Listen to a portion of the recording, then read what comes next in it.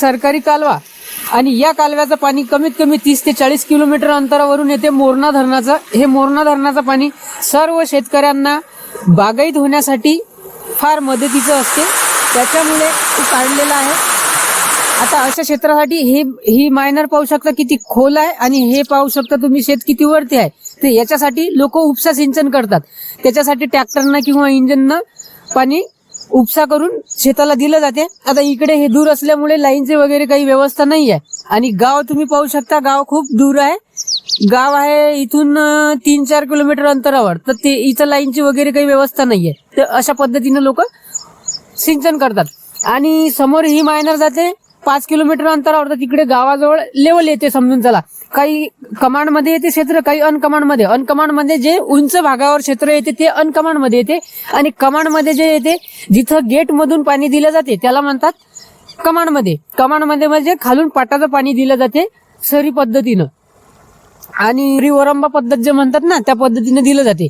आणि तिथं गेट वगैरे असते, स्पेशल गेट असते. त्याच्यावरती काही 10-20 कास्तकार किंवा जेवढं क्षेत्र बागायत केल्या जाईल तेवढ्या क्षेत्रावर ते एक गेट दिलं जाते. असे खाली खूप सारे गेट आहेत छोटे छोटे दिलेले.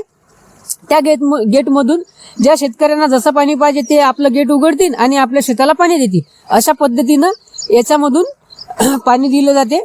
तर हे असे फायदे आहेत सरकारी कालव्याचे. आणि हे जे पाहू शकता तुम्ही बांधलेलं बांधकाम जे दिसते हे बांधकाम पूर्वीचं होतं. ते पाहत होते की या मायनरला किती क्युसेक्स पाणी चाललं, ते त्याचं मोजमाप बांधकामावर केलं जायचं की या कॅनॉलला किती क्युसेक्स पाणी सोडलं तर ही कॅनॉल पद्धतशीर राहते. नसल्यामुळे फुटायची शक्यता असते किंवा पाझरण्याची शक्यता असते जास्त. त्याच्यामुळे इथं हे तुम्हाला जे दिसते थोडस हे तर इथं असतात गेट. ते पाहू शकता तुम्ही लोखंडाचं दिसते ना ते आहे गेट. त्या गेट मधून पाणी ऍडजस्टमेंट केलं जाते की इकडे किती प्रमाणात पाणी सोडायला पाहिजे आणि किती प्रमाणात कमी करायला पाहिजे. तर अशा पद्धतीचं हे पाणी सोडल्या जाते. आणि असे आहेत या कॅनॉलचे फायदे. आणि मी अशीच तुम्हाला नवनवीन माहिती देत राहील. तोपर्यंत आपल्या चॅनलला तुम्ही फॉलो करा आणि सबस्क्राईब करा. तोपर्यंत मी थांबतो. नमस्कार.